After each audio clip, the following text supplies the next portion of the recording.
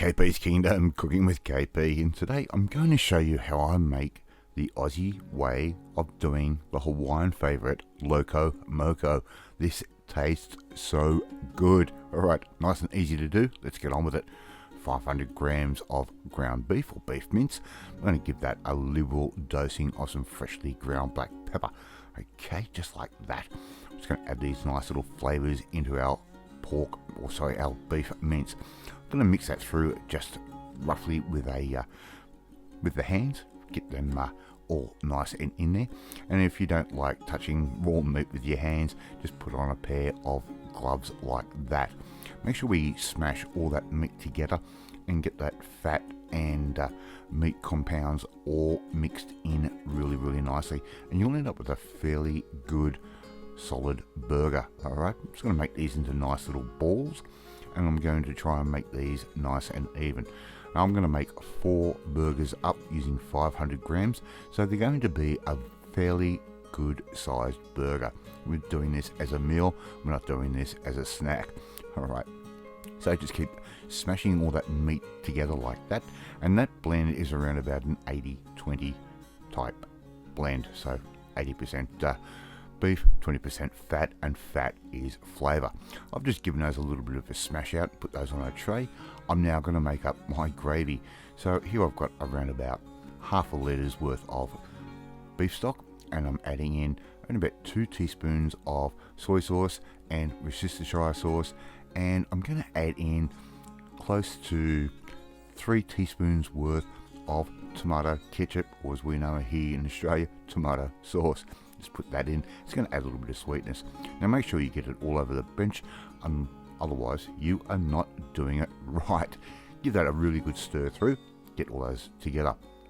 Now you can cook this on the grill or on the barbecue if you like, but you can do this in the fry pan as well, and it works out perfectly. I'm just going to put those straight into our fry pan just like that, with a tiny little bit of vegetable oil, and I mean a tiny bit, around about half a teaspoon's worth. And it's a non-stick pan, so it shouldn't stick anyway, and as that fat renders down, it'll start coming out of the burgers and will give us enough lubrication to stop things sticking. Now I like to leave them on one side for a little bit and wait till they go opaque halfway through the burger. And here I've got 3 spring onions, and I've just given those a nice little dice up like that, and that's going to form a part of our gravy. So I've put the whites in and left the greens for a garnish at the end of our meal. So we've got around about 2 minutes on one side, maybe 3 minutes. Give them a little bit of a pat down. I normally don't do this on a burger because it will make them dry out, but because we're using the gravy, it's going to get them nice and moist again. So just give those a flip, as I said. So I'm going to give these around about 3 minutes one side and about 3 minutes the other side, and it should turn out just right. Once they're cooked, we can take those off and set them aside while we make our gravy, but just not quite yet. Now if you haven't tried having a Loco Moco before, you don't know what you're missing. It is an amazing simple dish, and it just ticks all the boxes, especially for the Aussie palate, even though it is a Hawaiian dish. I'm going to take those burgers out. I'm going to put those into an oven sitting at around about 60 degrees, just so they can keep warm and we can get the rest of our meal finished off. Now, in the meantime, Mrs. KP on the other side of the kitchen is making up some white rice in our little rice cooker. Now we're going to pour all of that stock mixture with the soy and the Worcestershire sauce in there. Give all of that a bit of a stir, and any beef that might have stuck to the bottom, that's going to deglaze it instantly. Here I've got around about 2 tablespoons worth of cornstarch. That can go straight into our little pan just like that. We're going to give that a good stir through. Now you can use a whisk or just a normal wooden spoon. I'll leave that up to you. The whisk will eliminate any lumps, and sometimes I will chop and change between the two. Now you can just watch, this gravy is going to start thickening up and darkening up really nice. How good does that look? Right, drastic times come for drastic implements. I've had a couple of little lumps in there. I don't want that, so I've gone to my whisk to try and get rid of any little lumps. And look at that, our gravy is starting to look really good. Now make sure you spill some of that cornstarch all over the bench and all over your cooker, otherwise you are not doing it correctly. Alright, you've got to do it the KP way. Now, Mrs. KP is going to cook up some fried eggs, and she does an awesome job at frying eggs. I can't do that. I just can't get an egg right, even though I cook everything else. Let's watch how she does perfect little fried eggs.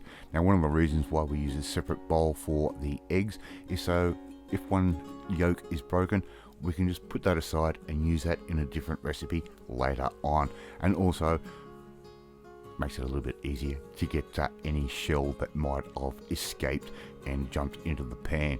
Now she's just going to flip the oil over and get them cooked just right. We want these sunny side up. We want a nice soft yolk, gives you the perfect flavour. If you don't like your egg like that, you can actually just cook it normally. These eggs are done. You see a beautiful frothy oil. They're just absolutely perfect.